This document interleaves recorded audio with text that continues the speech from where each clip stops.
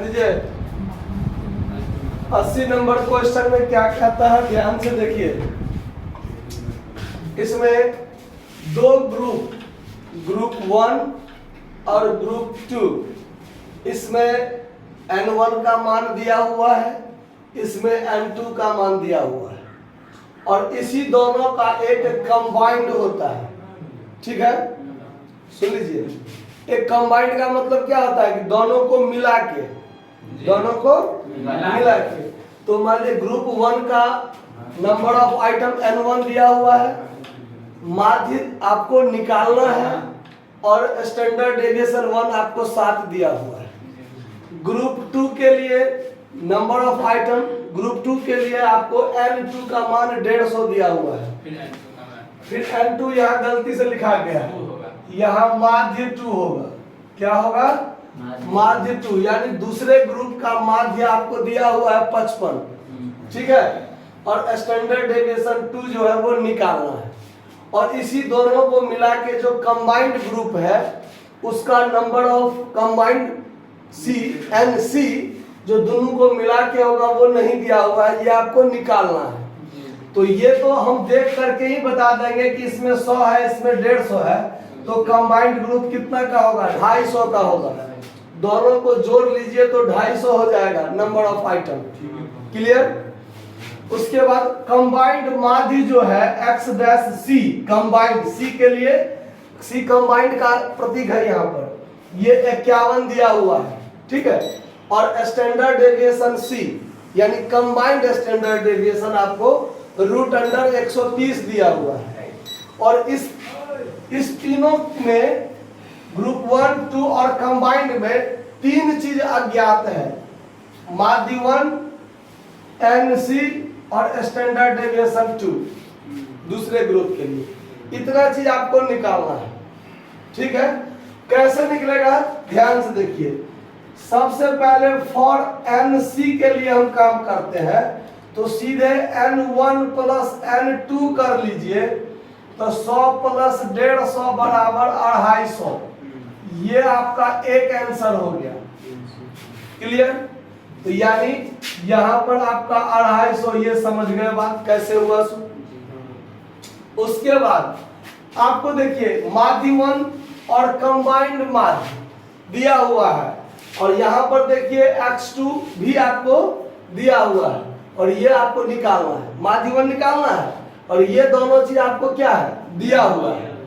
तो कंबाइंड माध्य बराबर आपको सूत्र पता है कि N1 into X'1 plus N2 into X'2 बटा N1 प्लस N2, ये पता है। अब आइए यहाँ पर माध्य, कंबाइंड माध्य बराबर 51 तो दिया हुआ है, डायरेक्ट यहाँ मान भर दिए। N1 का माध्य दिया हुआ, मतलब N1 का मान दिया हुआ है कितना? 100। तो 100 गुने X'1 गुने के लिए यहाँ दशमलव का जैसे डॉट का प्रयोग करते हैं, प्लस N2 का मान है 150 और गुने माध्य कितना है? 55, और बट्टा में 100 प्लस 150 होगा कि नहीं होगा? अब चलिए, अब 51 बराबर ये है आपका 100 इंटू X'1 प्लस इसको गुना कीजिएगा तो कितना होता है? 8250। इसको जोड़िएगा तो कितना हो जाएगा? 250। अब देखिए, अब इसको गुना कीजिएगा, तो गुना कीजिए कितना होता है? 12750। तो 12750 बराबर 100 X'1 प्लस 8250। अब इसमें से इसको घटाइएगा इधर लाके, तो 12750 12750 में से 8250 घटाइएगा तो बराबर में 100 माध्य 1 होगा कि नहीं होगा? अब ये घटाइएगा इसमें से, तो 4500 बचेगा, बराबर 100 माध्य 1। अब ये 100 से इसको काटिएगा तो माध्य 1 बराबर क्या निकल जाएगा? तो ये आपका दूसरा आंसर निकल गया, यानी ये आपका कितना निकल गया? 45। क्लियर, समझ में आया बात? अब चलिए, अब हम आगे का काम देखते हैं क्या होता है। कंबाइंड स्टैंडर्ड डेविएशन निकालने के लिए हमको D1 और D2 निकालना पड़ता है, जो डेविएट करना पड़ता है कंबाइंड माध्य में से अलग अलग ग्रुप का माध्य जो होता है उसके लिए। तो यहां पर हम पहले काम कर लेते हैं फॉर D1। अभी हम D1 का काम करते हैं, तो कंबाइंड माध्य में से x-1 घटाते हैं। कंबाइंड माध्य कितना है आपका? कंबाइंड माध्य है 51, उसमें से पहला का माध्य कितना निकला? 45, तो ये कितना निकला? 6। फॉर D2 का काम करते हैं, तो कंबाइंड माध्य में से x-2 घटाते हैं। कंबाइंड माध्य है 51 में से ये घटेगा 55, तो ये माइनस में 4 आया बात समझ में? अब हम लोग स्टैंडर्ड डेविएशन कंबाइंड निकालते हैं। क्या निकालते हैं? कंबाइंड स्टैंडर्ड डेविएशन निकालते हैं। तो इसके लिए हम लोग सूत्र लगाते हैं, दो ही ग्रुप है, तो N1 स्टैंडर्ड डेविएशन 1 का होल स्क्वायर, तो सिर्फ 1 का होल स्क्वायर होगा, ठीक है, प्लस N2 स्टैंडर्ड डेविएशन 2 का whole square, plus N1 D1 का होल स्क्वायर, अब प्लस N2 D2 का होल स्क्वायर, और बट्टा में हो जाता है N1 प्लस N2, होता है ना। अब चलिए, इसी सूत्र पर हमको सब का मान दिया हुआ है, सिर्फ एक का मान अज्ञात होगा इस सूत्र में। देख लीजिए कैसे। कंबाइंड माध्य का वैल्यू दिया हुआ है √130।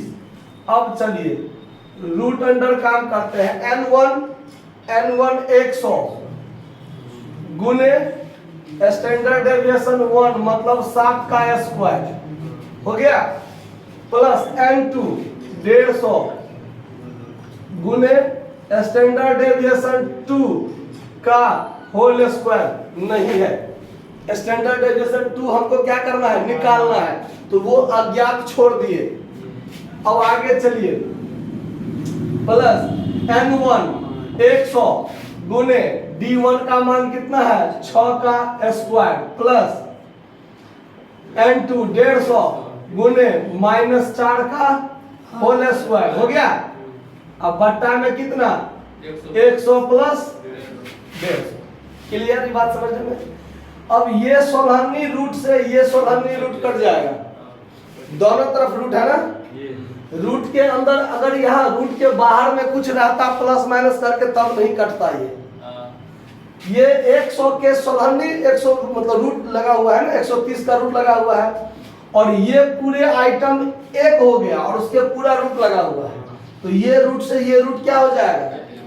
दोनों तरफ यदि हम स्क्वायरिंग बोथ साइड करें, दोनों साइड स्क्वायर लगावे, तो अगर मान लीजिए √3 का स्क्वायर करते हैं तो क्या हो जाता है? √9 वर्गमूल कितना? 3, तो ये स्क्वायर से ये रूट क्या हो जाता है? कट जाता है। आया बात समझ में? तो इस हिसाब से दोनों साइड का रूट क्या हो गया? क्लियर हो गया, कट गया। अब इधर बच गया आपका 130, और ये जो आपका 250 है ये इधर आके गुना में हो जाएगा।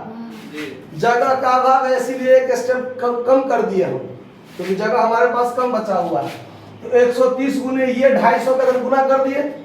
अब ये ऊपर वाला डायरेक्ट यहाँ रह जाएगा, तो 7 7 49 गुने 100 4900 प्लस 150 स्टैंडर्ड डेविएशन 2 का होल स्क्वायर, प्लस 6 6 36 गुने 100 तो 3600 प्लस 4 चौके 16 16 प्लस में आ गया। अब 16 को 150 से गुना कीजिए, 2400। अब चलिए अब इसको गुना कीजिए, कितना होता है? 32,500 बराबर। अब ये 4900 दोनों को जोड़िएगा तो 6000, 6 4 10,900, ये क्या हो गया 10,900 प्लस 150 स्टैंडर्ड डेविएशन 2 का होल स्क्वायर।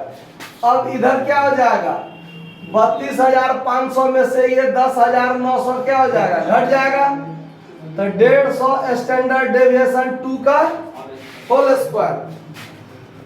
32,500 में से इसको घटाइए 21,600 बराबर 150 स्टैंडर्ड डेविएशन 2 का होल स्क्वायर।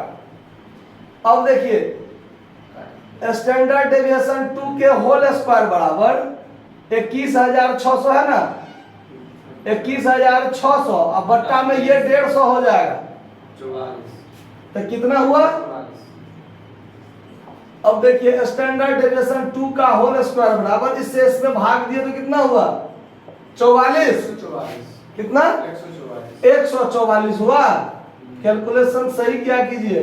अब स्टैंडर्ड डेविएशन 2 बराबर करेंगे तो रूट अंदर क्या हो जाएगा 144, तो स्टैंडर्ड डेविएशन 2 बराबर क्या होगा, इसका वर्गमूल टूटेगा तो कितना 12, यानी स्टैंडर्ड डेविएशन 2 बराबर कितना 12। समझ में आया बात कि कोई दिक्कत हो इस बात को समझने में, नोट कर लीजिए।